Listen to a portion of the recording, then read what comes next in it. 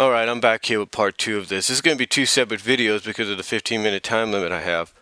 But like I said, you can't keep doing Saturday mornings without cartoons. I mean, do you think honestly the internet's not going to help out? The kids are not going to view on the internet, see what people are talking about as far as Saturday morning cartoons go, and along with the parents that grew up on Saturday morning cartoons and the grandparents that grew up on Saturday morning cartoons, do you think they're not going to look at this and say, like, you know what? This sounds like it was awesome. This sounds like it was good. I want to see this. I want to be part of this. I want to be part of what my parents were a part of. I want to be part of what my grandparents were a part of if it sounds this good. If it means, hey, I get a whole nearly 7 hour block of cartoons, I'll take it. And I think that's honestly to me is what's going to trigger an effect that's going to bring Saturday morning cartoons back to the forefront. I really do. But like I said, the thing is with Saturday mornings, like I said in part 1, the reason yesterday and then a week ago yesterday I looked at it from a historical standpoint is because a week ago yesterday, the last Saturday in September, was officially, in the eyes of many, the last day of Saturday morning cartoons on network television. Then, today, or yesterday I should say, it's looked at as the first Saturday without any Saturday morning cartoons ever. But again, it doesn't mean the genre is dead. It doesn't mean it's completely gone forever. If anything, to me, Saturday morning cartoons are still going to be around, no matter how you look at it. Because there's just too much nostalgia out there. There's too much love for something that's been around for generations, for decades, for 5 decades, for it to die out. And for me, from a personal standpoint, I looked at Saturday morning cartoons as being an outlet for me. Being that outlet that, like I mentioned in part 1, me and my sisters could get up and enjoy, because we looked at it as being our day offs from work. Like tomorrow and Tuesday are my days off from work. We always looked at the weekend. We, along with millions of kids, looked at Saturday mornings as our day off, as our day to sit back, relax, and watch what we want to watch. And we had a variety, a choice of what we could watch. We had a choice of what channels to watch it on. And sometimes we could mix it up. We'd take the remote that we had at the time, or we'd go on that tuner dial, whatever you want to call it, and we'd switch back and forth. We'd press the buttons on the numbers of the channels we wanted back and forth because we wanted to watch our shows. We did. There were times we'd watch stuff on NBC, then about a half hour out, then after one show, we'd switch over to CBS, watch that show. And after that show, we'd switch over to ABC, watch that show. Back and forth, back and forth. And even when Fox got into the game, same thing. Same thing. And the point is, it was a great time. And it's a time that I believe is still alive and is still that's still alive. I still believe it's got life to it. It's just gotta be pumped, filled with the blood to keep it going. And that blood, that life, is the kids of today and yesterday. The parents that grew up on Saturday mornings, the grandparents that grew up on Saturday mornings, and the kids that got to experience just a bit of what Saturday mornings were like. And I believe there's still a chance we're gonna get Saturday mornings back. Can't kill something like that without it coming back. How many times has something been taken away and it got brought back because nobody thought it had a big enough fan base or big enough following? What happened? It got brought back. Take a look at Family Guy. After it was canceled, what did fans do? They petitioned. They said, bring back Family Guy. We love Family Guy. And what happened? He was brought back. That show was brought back. And because of the fans wanting that show brought back, we got a freaking crossover with The Simpsons. All because they wanted it back. And we're possibly getting a Family Guy movie for theaters. What does that tell you? That tells you things are possible. And to me, Saturday morning cartoons, that block on various networks is still a possibility. It is. I mean, for me, like I said, from personal standpoint, getting up and be able to view from channel to channel all our favorite shows, and kind of like during commercials, switch over to one channel, see what that show was about, to switch back over to the other channel. That was what was fun about it. That was always the measuring stick. That's what made it fun. Because you never knew. You had a choice, and sometimes you couldn't choose, and that was the fun of it. That was the fun of it. You couldn't choose exactly where you wanted to go. Couldn't. You couldn't choose if you wanted to go to ABC, CBS, or NBC to see what shows were on. Same when Fox and Kids WB came around. You didn't know where you didn't. You didn't know where you wanted to go because you had a choice.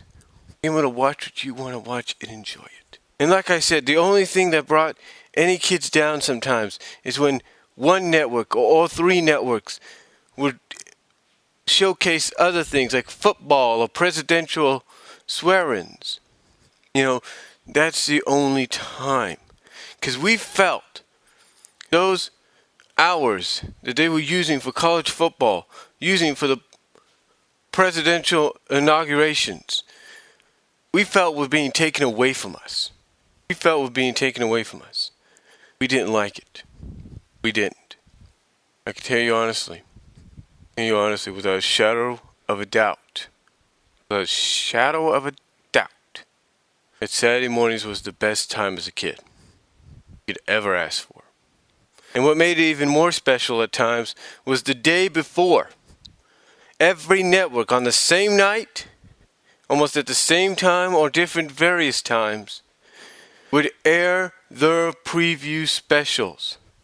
They would replace one of the primetime sitcom shows that was probably getting ready to come back the following week for a new season. They would replace a half hour, if not an hour, of that show with Saturday morning cartoon previews. A half hour, an hour, hosted by someone like Dick Clark. Hosted a few. Scott Baio hosted a few. Sometimes you would have the cast of a sitcom in character. And that's just St. Jude there. But sometimes you would have the cast in character of a sitcom. Like Family Matters, or Full House, or Alf. You name it. The Golden Girls, maybe, for goodness sakes. You know, Punky Brewster, Saved by the Bell. You know, all these shows that I've mentioned, you would have them sometimes in character. You would have some of the cast in character sit down and preview the Saturday morning cartoons that were coming up the next day. And that's what made it special. And sometimes it made it special because they would treat those half hour or hour long preview specials as a family event for something the whole family could sit back and enjoy.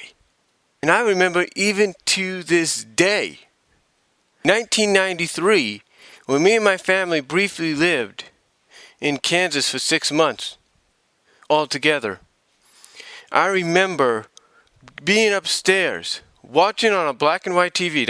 And I know that's hard to believe. Well, it wasn't initially black. It was just not, the picture didn't come in well enough. But still, I remember sitting up there in my room, and that wrecked up the whole house. Because, yeah, the house was 100 years old, but it was still kind of a wreck at times. But I remember sitting up in my room, and I remember watching that Saturday morning cartoon preview special hosted by the Family Matters cast in character. And what did they do? What did they do? For about 5 minutes, they gave us a taste of what Sonic the Hedgehog was. Sonic SatAM. I remember that. And I remember also downstairs, my family was watching it. Now you might be wondering, why was I upstairs and they were downstairs? My niece at the time was 1 year old. They tried to get her down for the night. That's why. And they didn't want me making any noise or anything. They tried to basically, I think at the time, try to get her down for the night.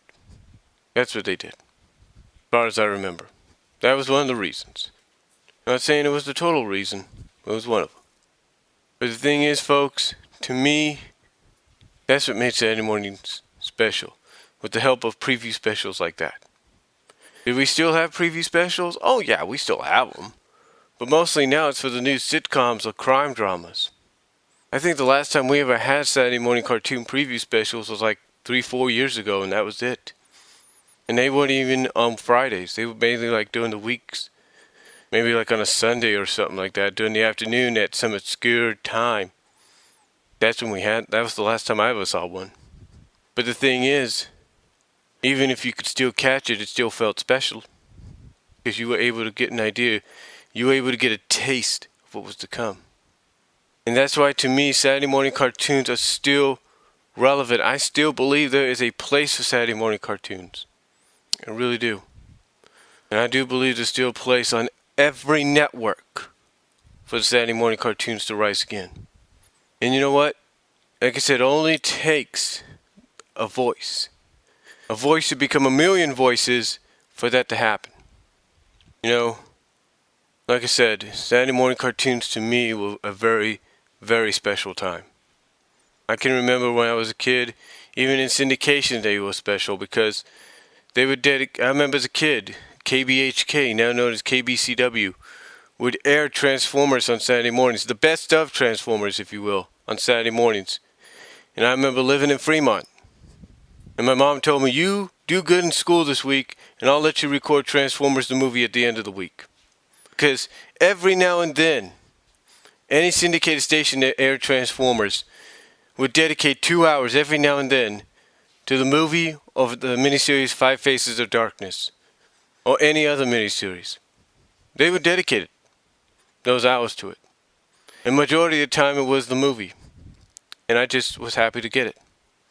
Yeah, it interrupted my sister's watching Beetlejuice, but my mom had promised me, hey, he gets to record. So, there you go. But that, to me, is what kind of made Saturday morning specials. Was not just now when you think about it, not just the networks, the founding networks that made it special, but also the syndicated channels out there that also helped out in their own way. I mean, when you would have shows like Inhumanoids, G.I. Joe Extreme, G.I. Joe the Original, My Little Pony, Care Bears, you name it. A lot of these shows that were on networks and sometimes even just in syndication, they made Saturday mornings. That's why people loved them. In fact, now that I think about it, I can remember My Little Pony ended up on ABC for a little bit after its first season in syndication. I can remember that. And I know my sisters back then as kids, being young, 10, 8 years old, they were happy about that. They were. Actually, more like 11, 9 years old, they were happy about that. They were. They may not remember, but I do, in a sense. I mean, any young girl was. And then, of course, like I say, through syndication, you had things like She-Ra and He-Man on Saturday mornings, and that was great. I mean, see, these are things that made Saturday mornings so special. Because, again, like I said, not only did you have the main three, but you also had syndication. And then sooner or later, you didn't just have the main 4 or 5, you had syndication. And that's what made Saturday mornings special. You had all these varieties. And I just believe in my heart that the Saturday morning cartoon genre is going to be back. It's going to be back, and it's going to come back in a big, big way. And I think anybody listening knows that. Because you can't kill something like this that's been around for 5 decades that easily. Because sooner or later, people are going to get sick and tired of kids always in school with education. Why do they have to keep learning?